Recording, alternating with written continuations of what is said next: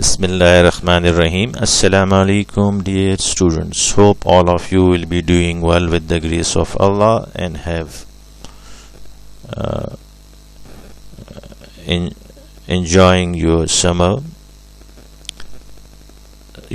semesters. In today's lecture, we will discuss unlawful consideration in object, both for business and corporate law students, as it is a very important topic. What we will discuss now, coming to the learning and development objectives for you students, explaining unlawful consideration in detail in what is unlawful object, developing your knowledge and skills in practical ways, that how it can affect your business transactions while you do business transactions while managers in sub companies or you have your own business. Coming to the definition of unlawful consideration, the object in consideration must be lawful. For what? For a lawful agreement and contract. Unless and until your contract or agreement is lawful, it cannot be challenged in any court of justice. The land law will not recognize your contract.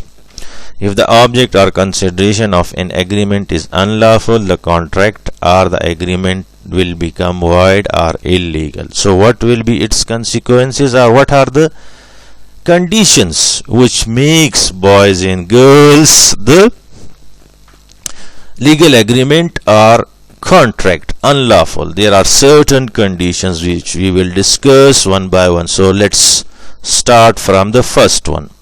Forbidden by law. If the object and consideration is forbidden by law, then you cannot enter into any legal consideration between you and the other party. For example, B and C agrees to divide the goods obtained by theft. The agreement is unlawful, as theft or robbery is unlawful in law. So whatever is obtained by the process of robbery or theft is also unlawful, defeats provisions of law. If the object or consideration of an agreement is of such a nature that if permitted it would defeat the provisions of any law, it is unlawful. Such objects and consideration may indirectly violate the law. For example, C fails to pay a loan he borrowed from a bank. C house is put on sale for recovery of loan. According to law, C cannot purchase his house. C asks B to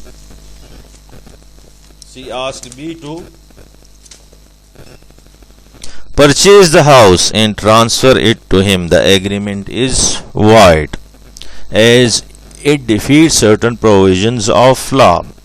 Fraudulent. It is well explanatory from the heading.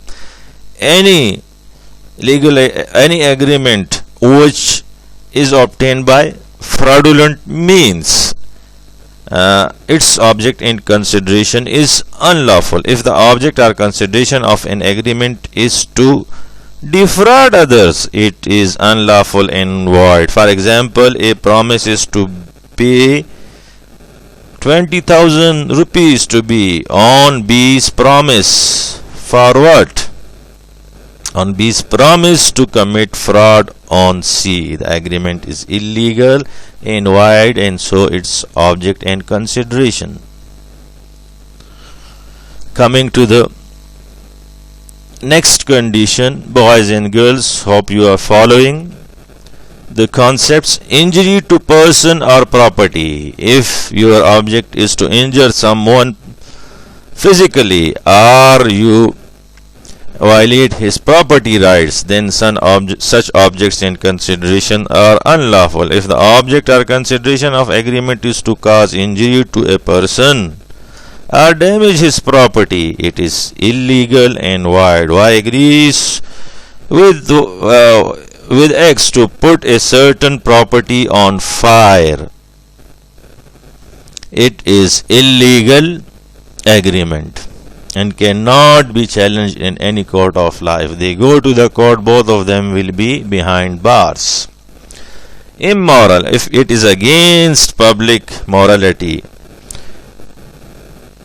then it cannot be a legal consideration of our object. If a consideration or object of an agreement is such that the court regards it is immoral, the consideration is void. Immoral means an act which is against the moral values of the society. So, a woman was given a money to obtain divorce from her husband and marry the lender. The woman refused to take the divorce, held the agreement was immoral and lender could not recover the money from that lady.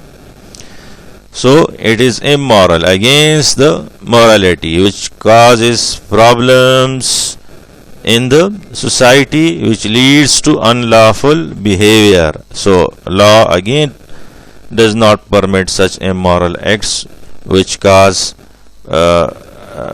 public unrest, public unease, things like that. Against public policy, an agreement which is harmful for the welfare of the society is against public policy. The court considers the object and consideration of an agreement is opposed to public policy. Then the agreement is unlawful, boys and girls. An agreement which leads to corruption, injustice, or immorality is considered to be against public policy. B, for example, B promises to provide a government job to C on condition that C promises to pay him Rs 10,000 as bribe. Then it is against public policy and it's right. With this last condition, our topic comes to an end. If you have any questions, come up with in the live session. Thank you very much, boys and girls.